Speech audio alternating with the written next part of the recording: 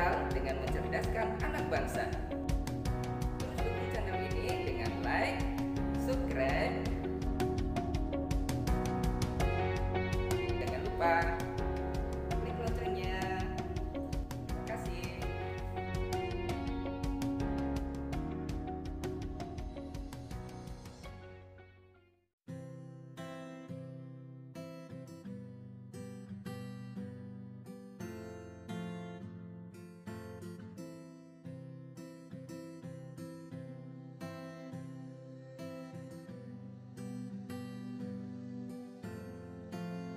Assalamualaikum warahmatullahi wabarakatuh. Selamat pagi anak-anak. Bagaimana kabarnya hari ini? Semoga masih dalam keadaan sehat walafiat. Di pagi yang cerah ini Bapak akan menyampaikan tentang materi kimia. Materi pertama dari ilmu kimia adalah tentang hakikat dan peran ilmu kimia. Banyak yang bilang bahwa ilmu kimia itu sangat sulit. Jangan percaya ya. Jadi ilmu kimia ini sebenarnya sangat mudah. Bapak akan mengajarkan kepada kalian bagaimana belajar ilmu kimia dengan baik sehingga kalian akan paham tentang ilmu kimia. Oke, kita akan lanjut materi pertama yaitu tentang hakikat dan peran ilmu kimia. Adapun tujuan pembelajarannya di sini yang pertama menjelaskan hakikat ilmu kimia. Yang kedua, mengidentifikasi cabang-cabang ilmu kimia. Dan yang ketiga adalah menjelaskan peran ilmu kimia dalam kehidupan sehari-hari. Oke, kita lihat. Oke, hakikat ilmu kimia ya. Ilmu kimia ini merupakan salah satu ilmu di antara ilmu-ilmu IPA. Disebut sebagai pusat atau sumber dari ilmu pengetahuan karena ilmu kimia ini sangat diperlukan dalam ilmu pengetahuan lain. Misalnya biologi, fisika, lingkungan, kesehatan, kedokteran, dan geografi. Semuanya itu membutuhkan ilmu kimia. Oke, kita lihat apa saja yang dipelajari dalam ilmu kimia. Oke, yang pertama adalah susunan materi. Susunan materi di sini mencakup komponen dan bentuk materi serta perbandingan setiap komponen dalam suatu materi. Selanjutnya adalah struktur materi, yaitu gambaran tentang keadaan atom-atom yang saling terkait. Atom adalah partikel terkecil dari suatu materi. Selanjutnya yang dipelajari dalam ilmu kimia adalah sifat materi. Setiap materi mempunyai sifat yang khas yang membedakan dengan materi lainnya. Contohnya adalah sifat fisis, yaitu mencakup berupa wujud dan penampilan materi tersebut. Kemudian ada sifat kimia. Selanjutnya yang dipelajari dalam ilmu kimia adalah perubahan materi.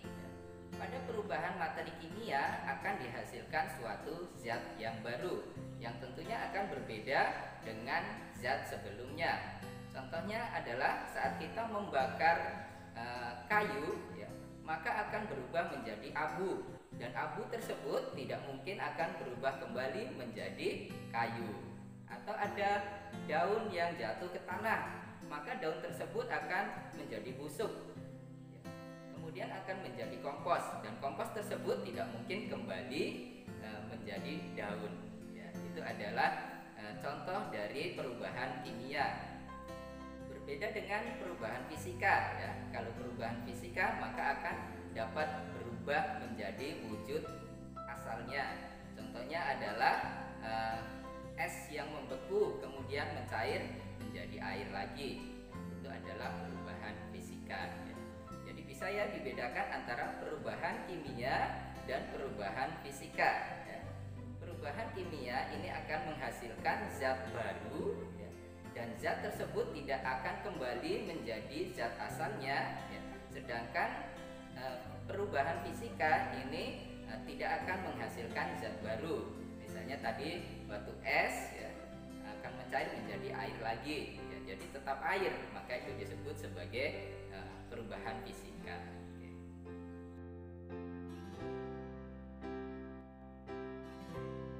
Oke, selanjutnya adalah cabang-cabang ilmu kimia. Jadi ilmu kimia ini juga memiliki cabang-cabangnya. Cabang yang pertama disebut sebagai kimia organik. mempelajari struktur, komposisi reaksi, dan sintesis senyawa-senyawa organik. Kemudian yang kedua adalah kimia anorganik, yaitu mempelajari garam-garam mineral, logam, dan material. Kemudian yang ketiga adalah kimia analitik. Kimia analitik ini membangun aplikasi dan peralatan analitik yang canggih. Selanjutnya ada biokimia. Biokimia ini adalah mempelajari tentang komposisi serta hasil reaksi dan perubahan senyawa. Contohnya adalah karbohidrat, protein, dan enzim. Selanjutnya adalah kimia lingkungan. Kimia lingkungan ini adalah ilmu kimia yang khusus mempelajari tentang masalah-masalah lingkungan dan cara penanganannya. Selanjutnya adalah kimia farmasi. Kimia farmasi ini adalah ilmu yang khusus mempelajari tentang obat-obatan. Contohnya adalah pembuatan obat-obatan. Selanjutnya adalah kimia fisika, artinya gabungan antara ilmu kimia dengan fisika, yaitu mempelajari tentang energi yang menyertai suatu reaksi kimia. Selanjutnya adalah kimia pangan. Disebut sebagai kimia pangan, ini pastinya mengkaji tentang pengembangan kualitas pangan serta zat-zat aditif yang ada hubungannya dengan pangan.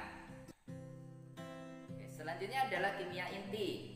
Kimia inti ini mengkaji tentang zat-zat radioaktif untuk bidang kedokteran, kemudian pertanian, dan hidrolisis. Selain itu, kimia inti juga mempelajari tentang pembuatan nuklir dan lain-lain.